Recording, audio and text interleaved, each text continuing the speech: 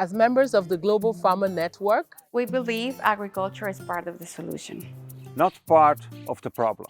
We are committed to developing agricultural leaders and sharing their stories across the globe. We have one purpose: to amplify the farmer's voice. My voice. Mi voz. La mia voce. My voice.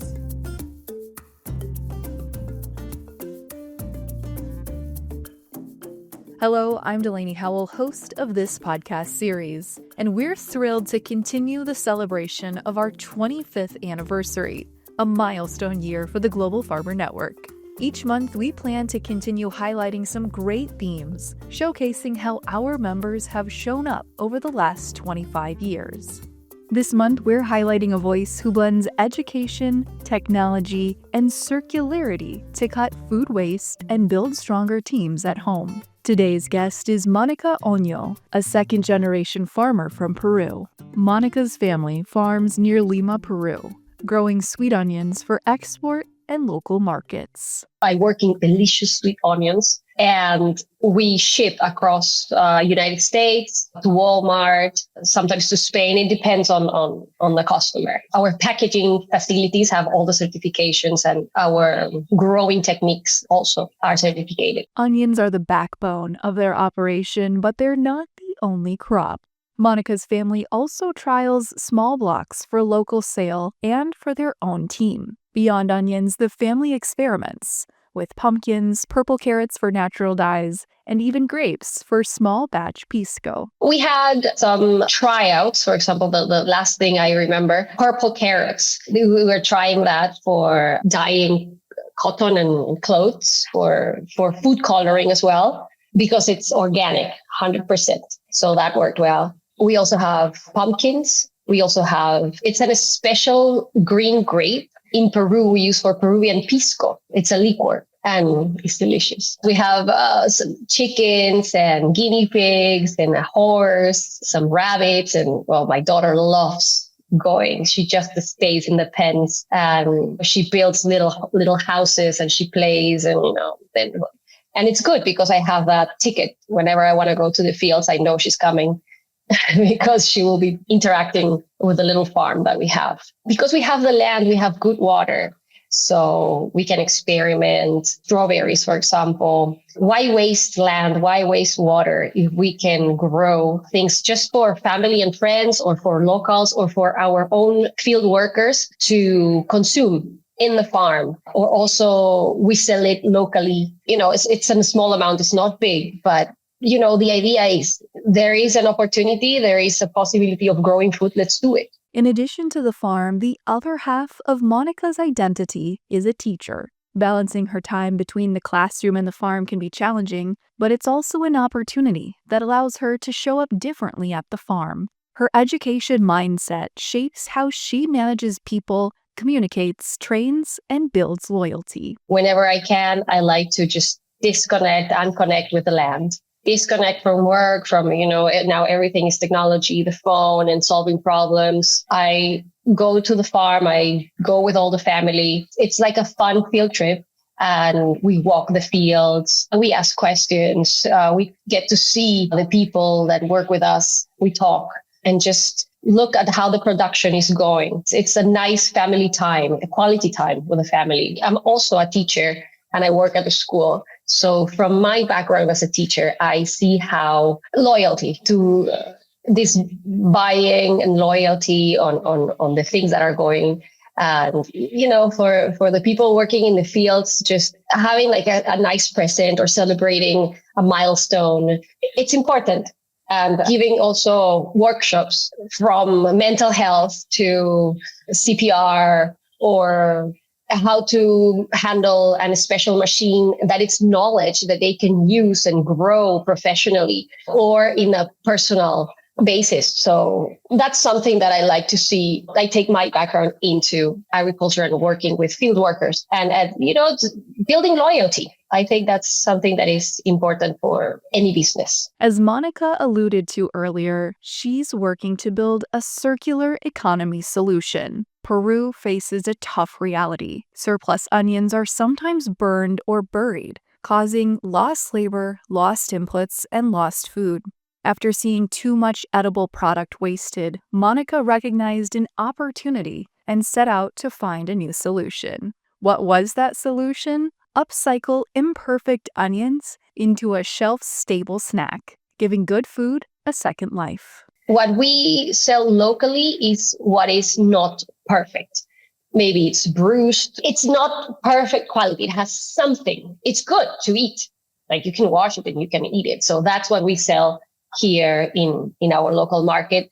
And also there's the project that I'm into is start closing that, having this circular economy, because there's lots of onions that maybe we didn't sell locally, but there's a big problem where they just burn food, they bury food. And it's really sad to see that. It's not just the money, it's the work and the, manpower, all the time put into those onions, just, rot. I've always seen these big holes or just driving by, lots of onions like thrown the side of the road.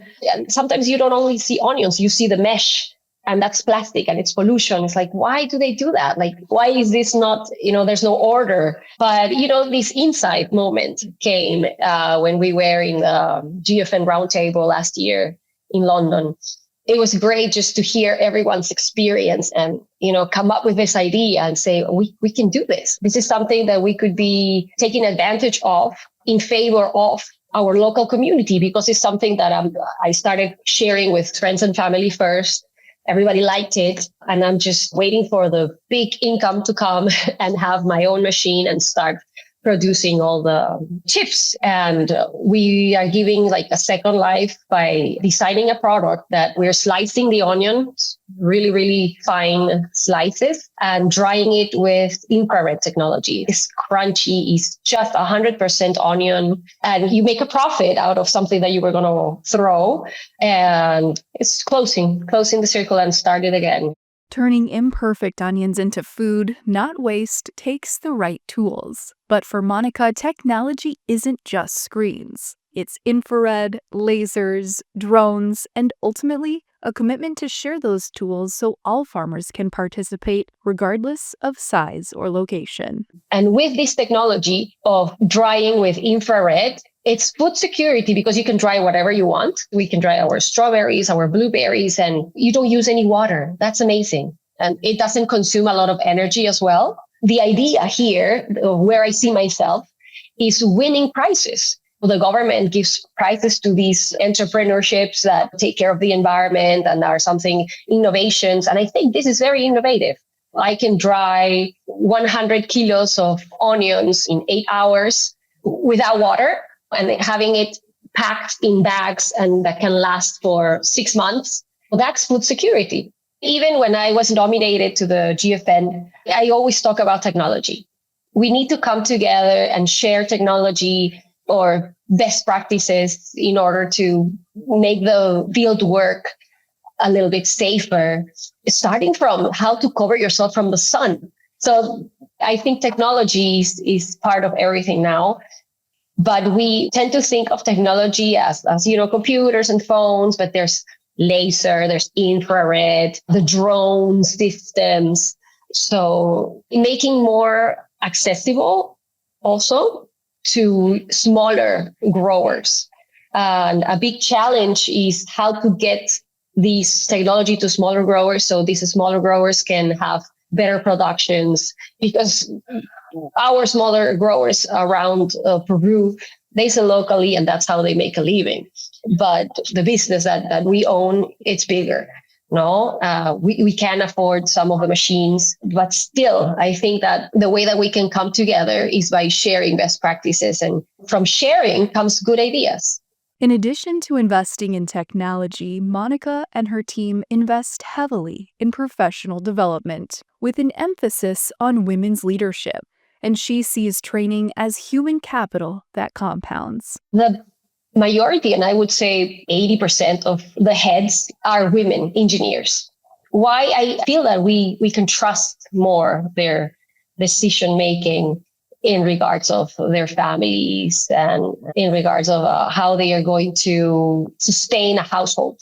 And It's important for us that they not only feel heard and supported, but also to give professional development, but also personal development, like wellness, health, security, mental health, for example, is something important. We have a list of workshops that it's mandatory, and the engineers that are the heads of the company, they need to be examples on how to work with the people and how to help them, how to listen to them in order to see what they need. We have people that work with us for seasons. It would be amazing if we could retain more of the people. And how do we build that? With professional development, talking about security at work, talking about security at home. When you build capacity in a person, that is human capital. So when you train a person, you want to retain that person. You want to keep working. Even if they make a mistake and it's something that you can fix, that person is not going to make that mistake again. Not only do they place a high emphasis on hiring women, but they have also shifted their hiring strategy too, prioritizing a local workforce so skills stay in the community. We had people that came to work in the fields, and we trained them because they had a good education in Venezuela, but there was a push force that, made them to migrate. And they ended up working with us, and we trained them, and they learned so much because we trusted in them. But then the next season, they didn't come back because they kept moving, they kept traveling. And we said, okay, we need to start working as we were, with the women, with the people, the local people that we know they're going to return. And we are not putting all this effort and all this time into training somebody that's not going to come back. But I think there's more that we can do. It's tiny investment that you can do to keep the farmers there.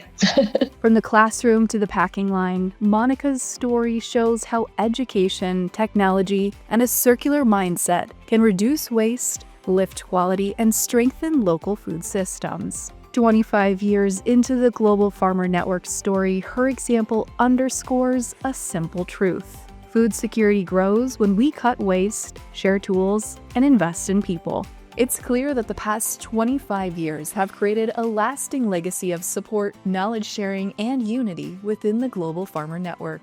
From the global roundtables that bring farmers together to the practical advice that transcends borders, the organization has made a profound impact, and we can't wait to see what the next 25 years will bring. If you're interested in learning more about the Global Farmer Network's mission and its members, seeing some of the things the organization is doing, and finding out how you can get involved, please visit globalfarmernetwork.org. And if you'd like to support the Global Farmer Network through a donation, you can do so at globalfarmernetwork.org/donate. If you enjoyed the podcast today, be sure to subscribe and follow the Global Farmer Network on social media: Facebook, X, Instagram, LinkedIn, TikTok, and YouTube. Until next time, I'm Delaney Howell, and this has been the Global Farmer Voices podcast.